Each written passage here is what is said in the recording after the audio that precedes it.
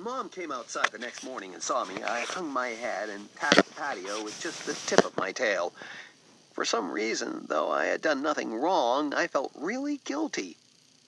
"Good morning, Bailey," she said. Then she saw the meat. "What's that?" When she bent over to look more closely at the meat, I dropped onto my back for a tummy rub. I'd been staring at that piece of meat all night, it seemed, and I was exhausted and needed reassurance I had done the right thing, even if I didn't understand why. There was just something wrong here, and it had prevented me from taking advantage of the free meal. "Where did this come from, Bailey?" Mom stroked my belly lightly, then reached over and picked up the meat. "Ugh," she said. I sat up alertly. If she was going to feed it to me, it meant it was okay. Instead, she turned away to take it into the house. I rose up on my back legs a little. Now that she was removing it, I'd changed my mind. I wanted to eat it. "Yuck, Bailey, you don't want that, whatever it is," Mom said. She dropped the meat into the garbage. Hannah sat in my seat for the car ride to the giant silver school buses, and I sat alone in the car for a long time while Ethan and Hannah stood and hugged. When the boy came back to the car, he felt sad and lonely, so I put my head in his lap instead of sticking my nose out the window. The girl came back to visit again the day after the family sat around the indoor tree and tore up papers for Merry Christmas. I was in a bad mood because Ethan gave Mom a new black and white kitten named Felix. He had no manners whatsoever and attacked my tail when I sat down and often lunged out at me from behind the couch, batting at me with his tiny paws. When I tried to play with him, he wrapped his legs around my nose and bit me with his sharp teeth. Hannah paid way too much attention to the kitty when she first arrived, though I had known the girl longer and was obviously the favorite pet. Dogs have important jobs, like barking when the doorbell rings, but cats have no function in a house whatsoever. One thing the kitten couldn't do was go outside. The ground was coated with a thick layer of snow, and the one time Felix ventured to put a foot into the stuff, he turned around and ran back into the house as if he had been burned. So when Hannah and Ethan built a big pile of snow in the front yard and put a hat on it, I was right there with them. The boy liked to tackle me and drag me around in the white stuff, and I let him catch me for the sheer joy of having his arms around me, the way he had played with me every day when he was younger. When we went sledding, Hannah sat in the back, and I ran alongside the sled, barking and trying to pull the mittens off of the boy's hands. One afternoon, the sun was out, and the air was so cold and clean I could taste it all the way down my throat. All of the children from the neighborhood were there at the sledding hill, and Hannah and Ethan spent as much time pushing the younger ones as riding themselves. I soon grew tired of running up and down the slope, which was why I was at the bottom when Todd drove up. He looked at me when he got out of the car, but he didn't say anything to me or reach out his hand. I kept my distance. "Linda, come on, time to come home," he shouted, his breath whipping out of his mouth in a steamy cloud. Linda was on the slope with 3 of her little friends, coming down in a saucer-shaped sled at about 1 mile an hour. Ethan and Hannah flashed past them on their sled, laughing. "I don't want to," Linda yelled back. "Now, Mom says." Ethan and Hannah came to a halt at the bottom of the hill, tumbling out of their sled. They lay on top of each other, giggling. Todd stood and watched them. Something in Todd came to the surface then. Not anger, exactly, but something worse. Something dark. An emotion I'd never felt from anyone before. I felt it in the way he stared at Ethan and Hannah, his face very still. Ethan and the girl stood up, wiping snow off each other, and came over to see Todd, their arms still intertwined. They radiated such love and joy it blinded them to the hate-filled currents emanating from Todd. "Hey, Todd." "Hi. This is Hannah. Hannah, this is Todd. He lives down the street." Hannah reached her hand out, smiling. "Nice to meet you," she said. Todd stiffened a little. "Actually, we already met." Hannah cocked her head, wiping hair out of her eyes. "We did? When was that?" Ethan asked. At the football game, Todd said. Then he laughed, a short bark. Ethan was shaking his head blankly, but Hannah blinked. Oh, all right, she said, suddenly subdued. What? Ethan asked. I have to pick up my sister. Linda! Todd yelled, cupping his hands. Come home now!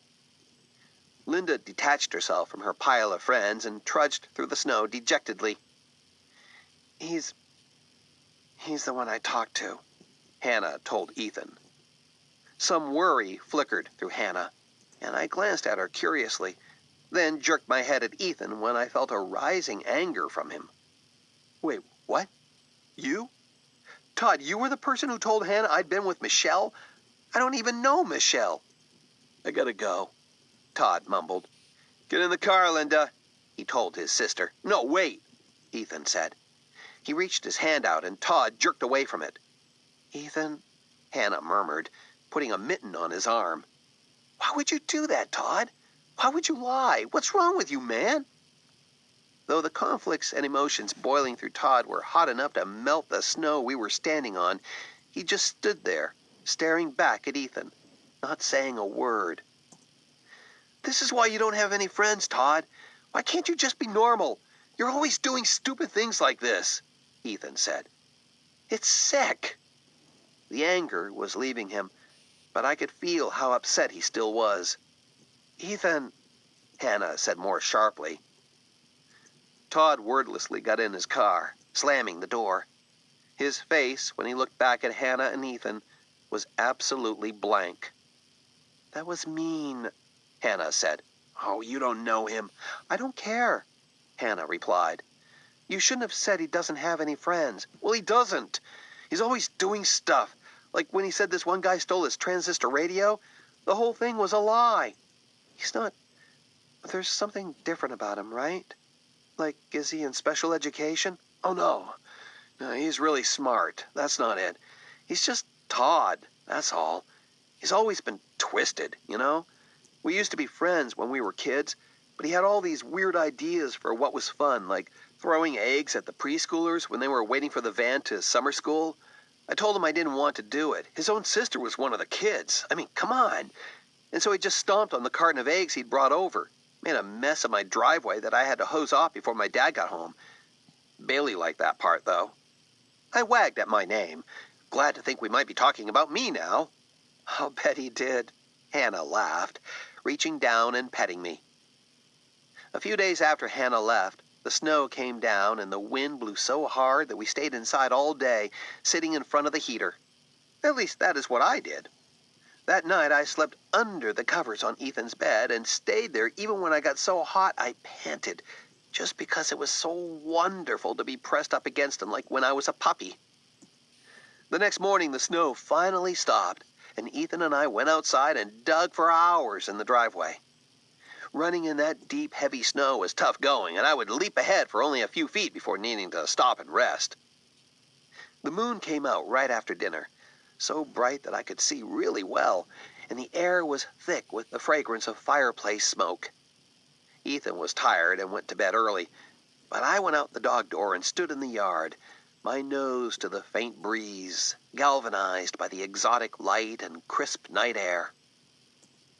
When I discovered that the snow had drifted in a huge pile against the fence, I was delighted to climb right up to the top of the mound and drop over the other side. It was a perfect night for an adventure. I went over to Chelsea's house to see if Duchess was available, but there was no sign other than a fairly recent patch of urine-soaked snow. I thoughtfully lifted my leg on the area, so she'd know I was thinking of her. Normally when I went for a little nighttime exploration, I ventured along the creek. It reminded me of hunting with Sister and Fast when I was a wild puppy, and the smells were always exciting. Now, though, I was forced to stick to the plowed roads, turning up driveways that were clear to sniff at the cracks between garage doors and the pavement. Some people had already dragged their indoor trees outside, though at Ethan's house it still stood in the front window, with objects and lights hanging from it for Felix to attack. When I came across the indoor trees lying in the plowed driveways, I marked them with my scent. And it was this, the seemingly endless procession of trees to tag that kept me out so late. If it hadn't been for the scent of yet another misplaced tree luring me onward, I would have returned back home and maybe would have arrived in time to prevent what happened. Finally, I was caught square in the headlights of a passing car, and it slowed for a minute, and the smell of it reminded me of Mom's car whenever she and Ethan came looking for me when I'd been out too long on an adventure, and I felt a quick stab of guilt. I lowered my head and trotted back home. Turning up the shoveled sidewalk, I was struck by several things at once, all of them wrong. The front door was open, and the aroma of home was wafting out in great gusts, propelled into the frosty night air by the force of the furnace. Riding on the currents of that air was a chemical smell, both sharp and familiar. I smelled it whenever we went for a car ride and stopped at the place where Ethan liked to stand by the back of the car with a thick black hose. And backing out of the house was someone I initially thought was the boy. Not until he turned to shake some more chemical-laden liquid into the front bushes did I pick up his scent. It was Todd. He took 3 steps back and pulled out some paper from his pocket and lit it, the fire flickering against his stony, blank face. When he tossed the burning papers into the bushes, a blue flame popped up, making an audible noise. Todd didn't see me. He was watching the fire. And I never barked. I never growled. I just ran up that sidewalk in silent fury. I leaped for him as if I'd been taking down men my whole life, and surging through me was a sense of power, as if I were leading a pack. Any reluctance I might have felt to attack a human being was overridden by the sense that whatever Todd was doing, it was causing harm to the boy and to the family I was there to protect. There was no stronger purpose than that. Todd yelled and fell and kicked at my face. I took the foot that the kicking offered, biting into it and holding on while Todd screamed. His pants ripped, his shoe came off, and I tasted blood. He struck at me with his fists, but I kept my grip on his ankle, shaking my head, feeling the flesh tear some more. I was in a fury, completely oblivious to the fact that my mouth was filled with a unique flavor of human skin and blood. A sudden piercing noise distracted me, and Todd managed to work his foot loose as I turned to look at the house. The indoor tree was totally aflame, and a thick, acrid smoke was pouring out the front door and up into the night. The electronic shriek was painfully high and loud, and I instinctively backed away from it. Todd stood and limped away as fast as he could, and I registered his retreat out of the corner of my eye, no longer caring. I sounded my own alarm, barking, trying to draw attention to the flames, which were spreading quickly through the house and were curling upstairs toward the boy's room. I ran around the back of the house, but was frustrated to discover that the pile of snow that had assisted me on my escape was on the wrong side of the fence. While I stood there, barking, the patio door slid open, and Dad and Mom stumbled into view. Mom was coughing. "Ethan!" she screamed. Black smoke was coming out the patio door. Mom and Dad ran to the gate, and I met them there. They shoved past me, running through the snow to the front of the house. They stood looking up at the dark window to Ethan's room. "Ethan!" they shouted. "Ethan!" I broke from them and raced around to the now open back gate. I darted through it. Felix was outside on the patio, huddled under a picnic bench, and she yelled at me, but I didn't stop. I squeezed through the patio door, my eyes and nose filled with smoke. Unable to see, I staggered toward the stairs. The sound of the flames was as loud as the wind when we went for a car ride with the windows down. The smoke was suffocating, but it was the heat that beat me back. The intensity of the fire burned my nose and ears, and in frustration I lowered my head and ran out the back door, the cold air instantly solving my pain. Mom and Dad were still yelling. Lights had come on across the street and in the house next door, and I could see one of the neighbors looking out his window talking on the phone. There was still no sign of the boy. "Ethan!" Mom and Dad yelled. "Ethan!" 15. I had never before felt such fear as what was pouring off of Mom and Dad as they shouted at the boy's window. Mom was sobbing and Dad's voice was tight, and when I began barking again, frantically, they made no move to tell me to be quiet. My ears picked up the thin wail of a siren, but mostly I could only hear my barking, Mom and Dad calling Ethan's name, and over all of it, the roar of the fire, so loud I could feel it as a vibration through my whole body. The bushes in front of us were still burning, clouds of steam rising as the snow melted with a sizzle. "Ethan, please!" Dad shouted, his voice cracking. Just then, something burst through Ethan's window, showering glass into the snow. It was the flip. Frantically, I picked it up to show Ethan that yes, I had it. His head appeared in the hole the flip had made, black smoke framing his face. "Mom!" he yelled, coughing. "You've got to get out of there, Ethan!" Dad roared. "I can't open the window. It's stuck." "Just jump," Dad responded. "You've got to jump, honey," Mom shouted at him. The boy's head disappeared back inside. "The smoke is going to kill him. What's he doing?" Dad said. "Ethan!" Mom screamed. The boy's desk chair came through the window, smashing it, and a second later the boy plunged out. He appeared to get hung up on the remaining bits of wood and glass, though, so that instead of sailing out over the flaming bushes, he dropped directly into them. "Ethan!" Mom shrieked. I barked frantically, the flip forgotten. Dad reached into the fire and grabbed Ethan and pulled him out into the snow, rolling him over and over. "Oh, God, oh, God!" Mom was sobbing. Ethan lay on his back in the snow, his eyes closed. "Are you okay, son? Are you okay?" Dad asked. "My leg," the boy said, coughing. I could smell his burned flesh. His face was blackened and oozing. I pressed forward, the flip in my mouth, feeling the stabbing pain in him and wanting to help. "Go away, Bailey," Dad said. The boy opened his eyes, and he grinned weakly at me. "No, it's okay. Good dog, Bailey. You caught the flip. Good dog." I wagged. He reached out with one hand and petted my head, and I spat out the flip, which, to tell the truth, didn't taste very good. His other hand was curled up against his chest, blood dribbling out of it. Cars and trucks began arriving, lights flashing. Men ran up to the house and began spraying it with large hoses. Some people brought over a bed and put the boy on it and lifted it up and put it into the back of a truck. I tried to crawl in after him, but the man at the truck's back doors pushed me away.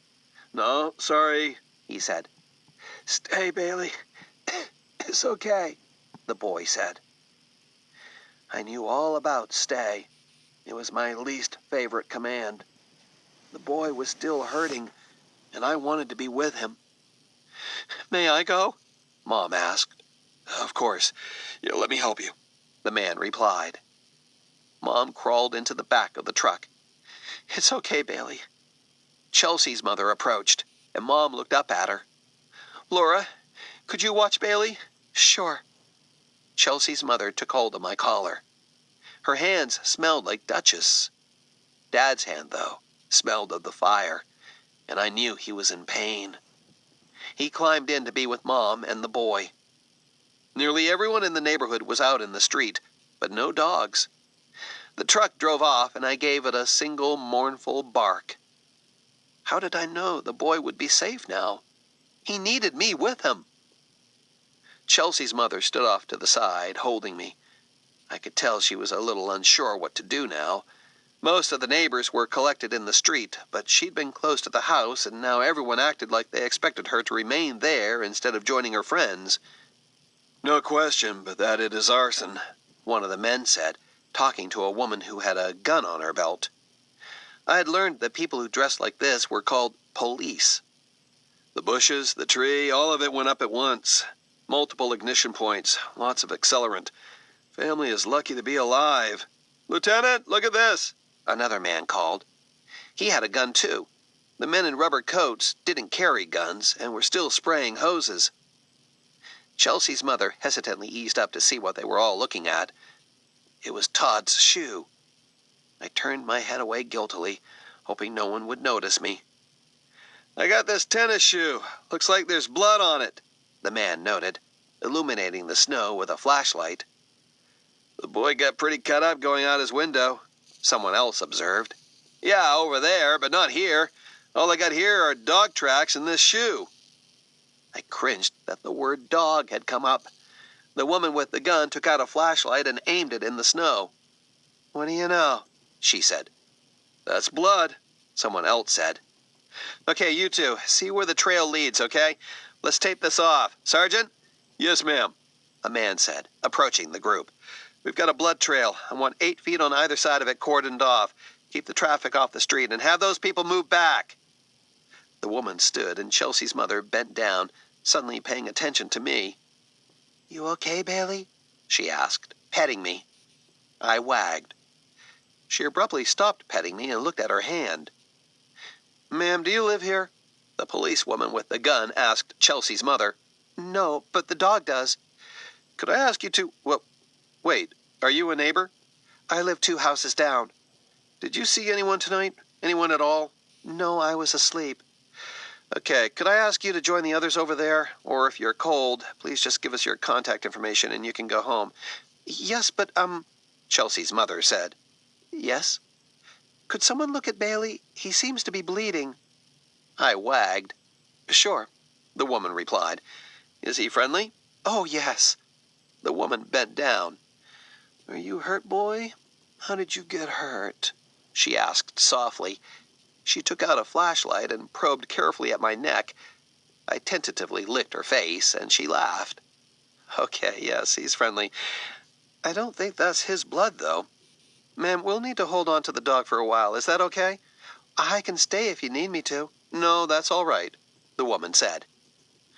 I was taken over to one of the cars where a very gentle man took some scissors and snipped off some of my fur, putting it into a plastic bag. "What do you want to bet it's the same blood type that's on the shoe? I'd say our 4-legged friend here was on canine patrol tonight and got himself a good bite of arsonist. We get a suspect, the blood is going to help put him away," the woman told the man who was giving me the haircut.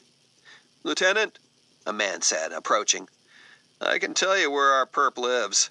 "Oh, do tell," the woman replied. "I got the dumb ass bleeding his way in a straight line to a home about 4 houses down. You can see the blood on the snow from the sidewalk. It goes right up to his side door." "I'd say we have enough for a search warrant," the woman replied. "And I'm going to lay odds that somebody who lives there has a couple of teeth marks in his leg." For the next several days, I lived at Chelsea's house.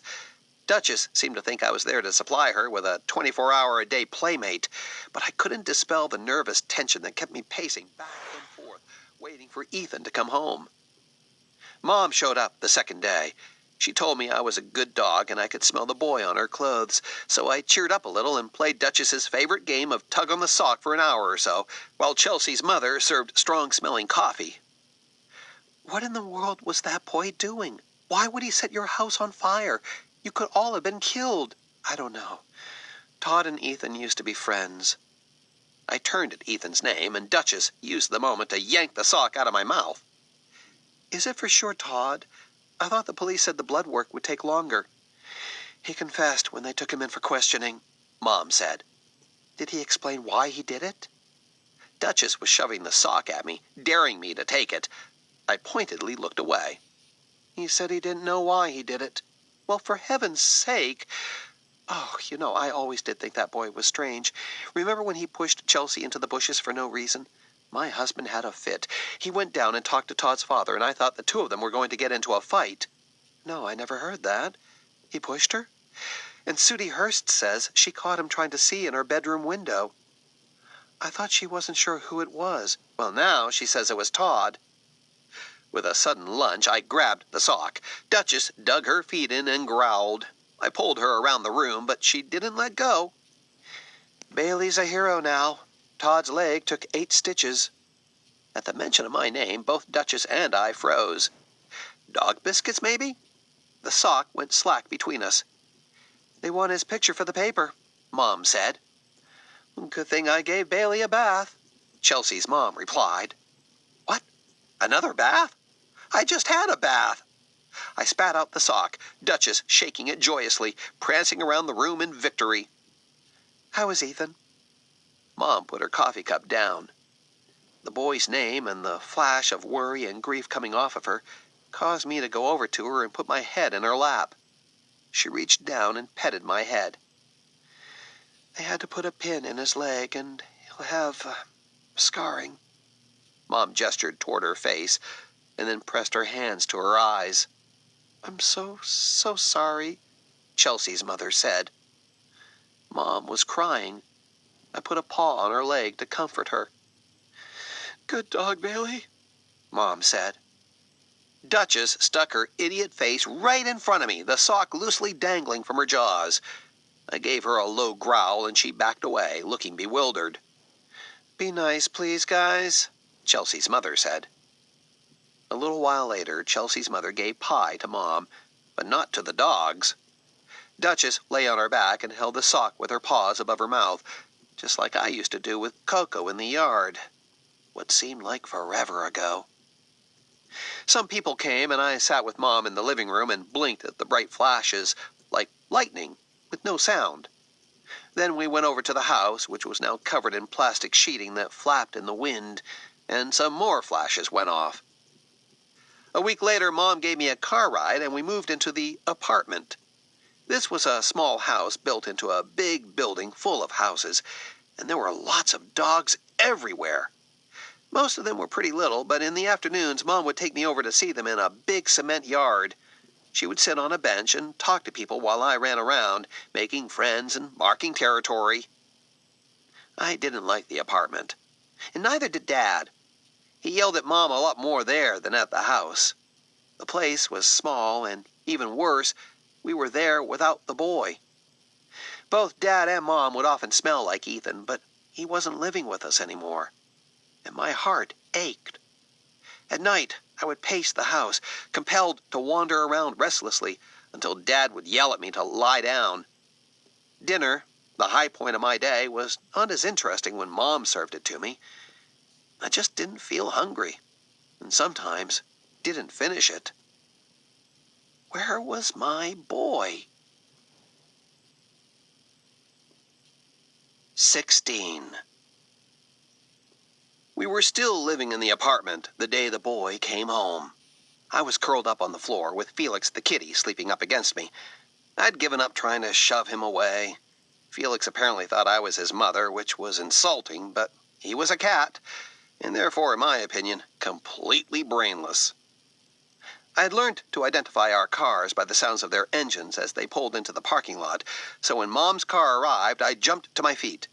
Felix blinked at me in bewilderment while I trotted over to the window and jumped up, pressing my paws against the frame so I could watch Mom come up the steps. What I saw down in the parking lot caused my heart to race. It was the boy, struggling to stand up out of the car. Mom was bending to help him, and it took several seconds for him to get upright. I couldn't help myself. I was barking and spinning, racing from the window to the door to be let out and then back to the window so I could see. Felix panicked and dove under the couch and watched me from there. When keys jangled in the lock, I was right there at the door, quivering. Mom opened the door a crack, and the boy's smell wafted in on the air currents. Now, Bailey, get back. Down, Bailey. Stay down. Sit. Well, I couldn't do that. I briefly touched my butt to the floor and then jumped up again. Mom put her hand in and snagged my collar, pushing me back as the door swung wide. Hey, Bailey. Hey, boy, Ethan said. Mom held me away from the boy while he limped in, holding what I would soon learn were called crutches. He went over to the couch and sat down while I twisted and turned to my collar, whimpering. When Mom finally released me, I soared across the room in one leap, landing on the boy's lap, kissing his face. Bailey, Mom said sternly. No, it's okay. Oh, Bailey, you are such a doodle dog. The boy praised me. How are you, huh? I missed you too, Bailey. Every time he spoke my name, a shiver of pleasure ran through me. I could not get enough of the feel of his hands running through my fur. The boy was back. Gradually, over the next couple of days, I came to understand that things were not right with the boy. He had pains that he had never coped with before, and walking was awkward and difficult for him. A mournful sadness drifted off of him, coupled with a gloomy anger that flared sometimes when all he was doing was sitting there looking out the window. That first week or two, the boy would leave every day for a car ride with Mom, and when he came home he was tired and sweaty and usually wound up taking a nap. The weather turned warm and the leaves came out, and Mom had to go to work, so the boy and I were left alone in the apartment with Felix, who spent all of his time plotting to escape out the front door. I have no idea what he thought he was going to accomplish out there, but the boy had a rule against the cat going outside, so that was that. Except Felix didn't follow any rules, which I found to be maddening. He often scratched at a post in the living room, but the one time I decided to lift my leg on the thing, everyone shouted. He never finished his dinner, though nobody ever thanked me when I cleaned up after him. In fact, this was something else I got yelled at about. Part of me wanted to see him get away with his plans to run off, just so I wouldn't have to put up with him anymore. On the other hand, he was always up for a little wrestling, as long as I didn't get too rough. He would even make a game of chasing a ball when Ethan rolled it down the hallway, usually veering off to let me grab it and take it back, which I thought was very sporting of Felix. He really didn't have much choice, though, since I was, after all, the dog in charge. It was not as fun as the farm, nor even as fun as the house, but I was happy in the apartment because the boy was there nearly all the time. "I think it is time you should go back to school," Mom said at dinner one night. I knew the word school and looked at the boy, who crossed his arms. I felt the sad anger inside of him. "I'm not ready," the boy said. His finger raised up and touched a deep purple scar on his cheek. "Not until I can walk better." I sat up. Walk? Were we going for a walk? "Ethan, there's no reason—" "I don't want to talk about it, Mom!" Ethan shouted. Ethan never shouted at Mom, and I could immediately feel that he was sorry, but neither of them said anything after that. A few days later, though, there was a knock on the door, and when Ethan answered, the apartment filled with boys. I recognized some of their smells as the boys who played football in the big yards, and most of them called me by name. I glanced over to see how Felix was taking my special status, but he was pretending it didn't make him jealous. The boys laughed and shouted and stood around for about an hour, and I felt Ethan's heart lifting. His happiness made me happy, so I went and got a ball and carried it around in my mouth in the living room. One of the boys grabbed it and rolled it down the hallway, and we played for several minutes. A few days after all the boys came to visit, Ethan got up early and left with Mom. School. The boy was walking with the help of a polished stick called a cane when we moved out of the apartment. The cane was very special. The boy never threw it, and I instinctively understood that I wasn't supposed to chew on it. Not even a little. I didn't know where we were going when we all loaded into the car, but I was excited just the same. Car rides were always exciting, no matter where we went. I grew pretty excited when the familiar smells of the creek and the street came through the window, and I bounded in through the front door of the house as soon as they'd let me out of the car. Though I could still smell smoke, the air was also filled with the scent of new wood and carpet, and the windows in the living room were larger. Felix seemed very suspicious of his surroundings, but I was out the dog door and racing around in the relative freedom of the backyard within seconds of arriving. When I barked with joy, Duchess answered from down the street. Home. We had barely settled in when we took the big car ride to the farm. Life was finally back on track, though the boy was much less inclined to run than to walk, leaning on the cane. One of the first places we went was to Hannah's house.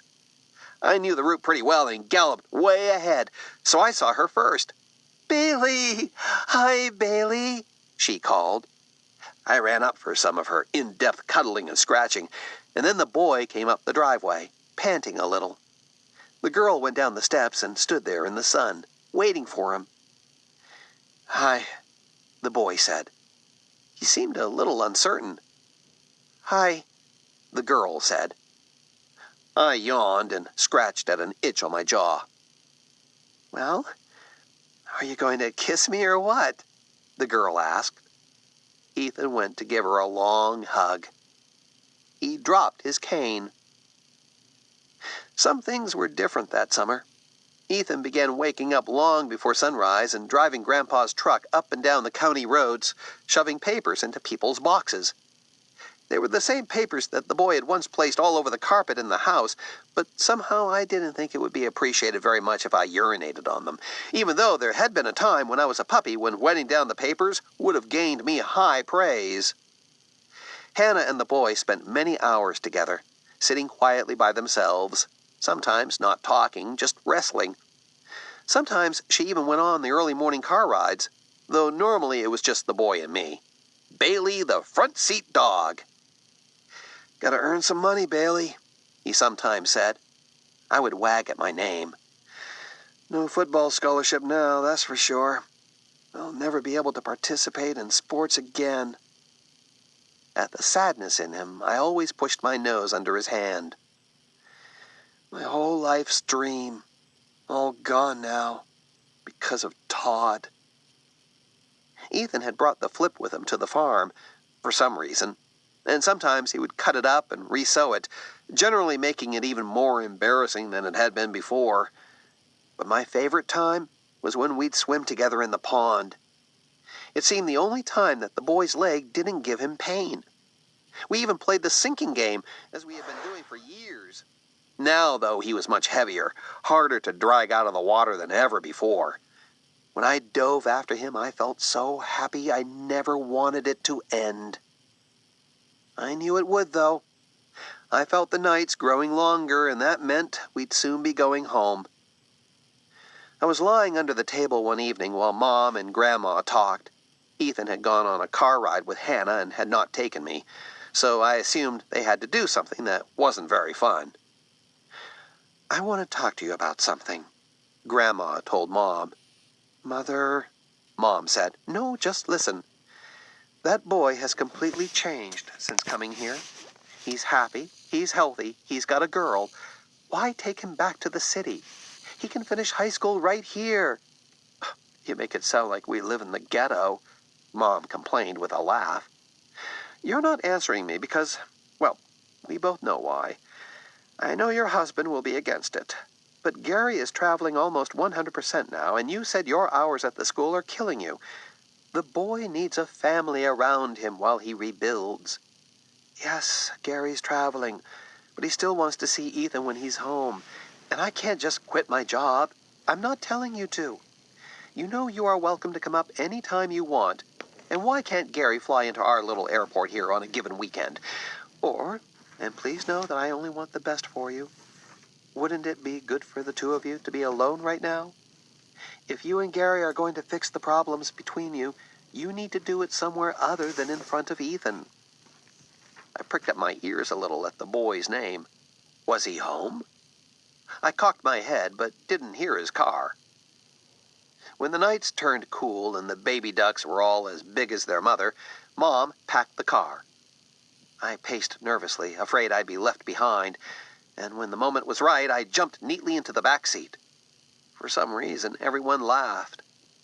I sat in the car and watched as Mom hugged Grandma and Grandpa, and then, curiously, Ethan, who then came over and opened the car door.